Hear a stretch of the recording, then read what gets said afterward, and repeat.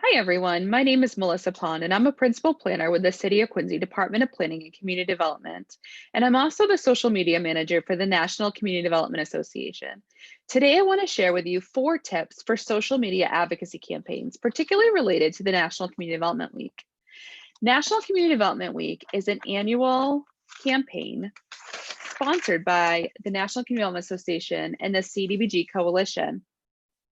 It's an opportunity for communities who receive Federal Community Development Block Grant funding, or CDBG, from the U.S. Department of Housing and Urban Development, or HUD, to share why it's important to their community and what would happen if it were zeroed out of the federal budget. The first tip I'd like to share is using the hashtag and why it's so important.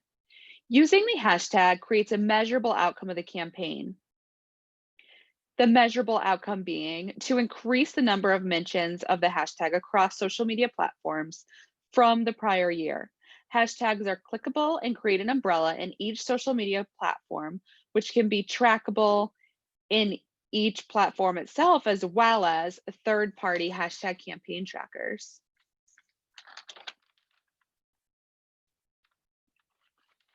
The second tip I want to share with you is to celebrate people.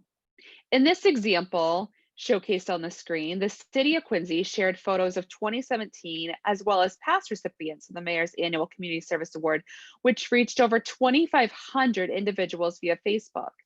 If it's a face the community recognizes and loves, the post will continue to be liked, shared, and commented, which drives reach.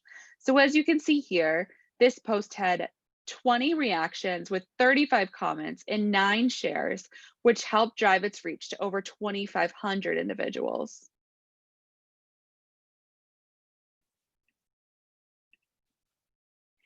The third tip I'd like to share is to engage elected officials, for example, members of Congress and/or mayors.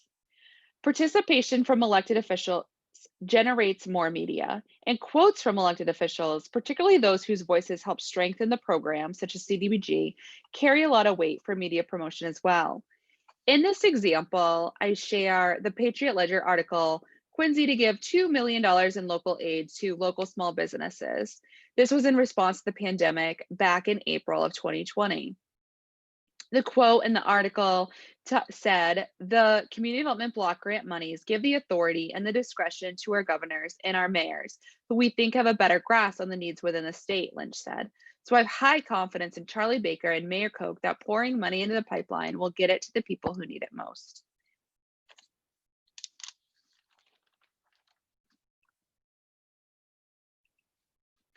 And finally, the fourth tip I'd like to share is make a request and provide resources and support to those people who you want to participate in your social media campaign. If you're going to ask someone to do something, be sure to provide the resources and support to help them accomplish the task. Make the request as light a lift as possible. National Community Development Association, or NCDA, member communities are asked to participate via social media and are provided with a toolkit, including a social media guide, logo graphics, and email reminders. The social media support provided in 2018 increased participation by 300% over the previous year. It's a great way to engage your community and help them know how to help you. So those are my 4 tips on social media management, particularly related to advocacy campaigns. I hope this is helpful. See you soon.